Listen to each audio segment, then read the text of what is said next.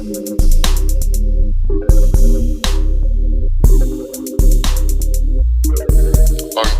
substance.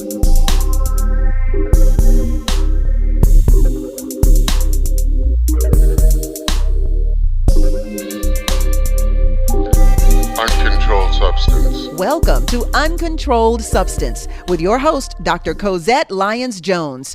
We are Uncontrolled Substance with Dr. Cosette, and you are invited to come into our virtual radio clinic and check in. Get yourself situated for the visit ahead. Welcome back into the studio, my love, and original Uncontrolled Substance co-host, my husband, Mr. Noel Jones. What up, what up? Yes. This episode and the next are dedicated to my hometown of Buffalo, New York, and it's entitled An Ode to Buffalo, Remembering 514.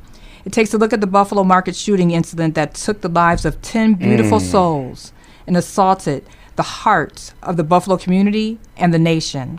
Trigger warning, I want to say that up top. This is a tough subject. This is a tough subject, and if you're in a space where you can't handle it, I would recommend coming back to this, when you're able to, if you're able to. But I want to lay some context, for what happened. On May 14th of 2022, a tragic mass shooting took place in Buffalo, New York, at a Tops Friendly Markets. It's a supermarket that's located on the east side of Buffalo. The incident was characterized as a terrorist attack, and it resulted in the senseless loss of the Black lives, 10 of them, old and young. Old and young. Right. With 3 others sustaining injuries. The perpetrator of this heinous act was identified as 18-year-old Peyton S. Gendron. During the attack, the killer live-streamed a portion of the event on the streaming platform Twitch. Although the stream was swiftly shut down within 2 minutes per Twitch staff. Thank God, right? But it still was shared and viewed. 2 minutes of horror is right. 2 minutes too long. And reposted on other platforms. So following his apprehension, the killer was charged with first-degree murder and pled not guilty on May 19th of 2022.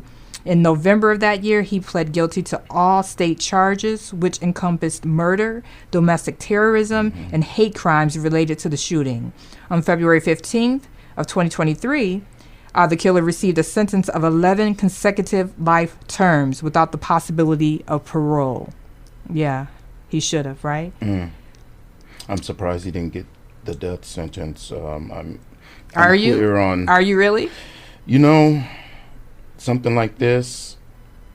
Where is New York on the death sentence? I don't know. I know California will say they're going to kill you and you never get killed. So I don't know. Yeah, I don't know. But reports indicate that Gendron had written a manifesto in which he identified himself as an ethno-nationalist and a proponent of white supremacy, expressing his motivation to engage in acts of political violence. His manifesto included support for the far-right Great Replacement conspiracy theory, which espouses a notion of white genocide. This horrific incident is considered an act of domestic terrorism and is also being, was also seen as rooted in racism. Definitely. And we will make a case for that as we continue. The significance and symbolism of this incident, I don't want it to be lost on our listeners. Buffalo Tops Market services about 68,000 residents. Okay. But we need to know the history to understand how we got to here and how we, should move going forward and come to grips with the root causes of all of this, really. And this is me. Racism and love of money. Yep. Because money's not the root of all evil. It's the love of money. That's right. That's the root of all evil. So racism and the love of money, I believe, are the driving forces of what happened, led up to that incident and a plethora of, horrific stories across the nation, right? That's right. The racial demographics in Erie County and the city of Buffalo highlight significant levels of segregation. In Erie County, white individuals comprise 76% of the population, while in the city of Buffalo, they account for only 45%. The Buffalo Niagara metropolitan area exhibits high levels of segregation on various levels. It ranks 6th in terms of white-black segregation and 21st in white-Hispanic segregation among metropolitan areas nationwide. The suburbs are predominantly populated by white individuals, while people of color are disproportionately concentrated in the city of Buffalo. Despite the city being more diverse than the surrounding Erie County, racial segregation remains a significant issue. Historically, the Great Migration brought black families to Buffalo shortly after the Civil War, then again in massive numbers after WW2. They settled on the east side, and this is an account, per the account of Henry Louis Taylor Jr., a University of Buffalo faculty expert on urban issues and social, racial, and economic justice. He said that because of the city's being an industrial hub is the reason that attracted, people to come there to work. Mm-hmm. They lived alongside mostly white European immigrants at that time, sometimes in the same bordering houses. There's evidence, per Taylor, that blacks taught themselves to speak and write German to better communicate with their neighbors and co-workers. I thought that was interesting. Yeah. Pre-WW2, Buffalo had 18,000 blacks. The Great Migration, which was between 1940 and 1970, that number jumped up to 94,000, who settled on the Lower East Side along the steel factory and industrial zones in and around the waterfront and stadium. Back then, the East Side was like the suburbs. Humboldt Park was beautiful, tree-lined. Home values depreciated after the construction of the Kensington Freeway, Route 33. Mm-hmm. War Memorial, where the Buffalo Bills used to play, in fact, after the AFL championship win back in 1964 by the Bills, it was booming, around in that area. That was a black area. It had, the economy was booming as a result of, War Memorial being there. That's right. So there was positive feelings about the Jefferson Avenue area. Then in 1967, race uprisings after teenagers were arrested and brutalized by police officers occurred.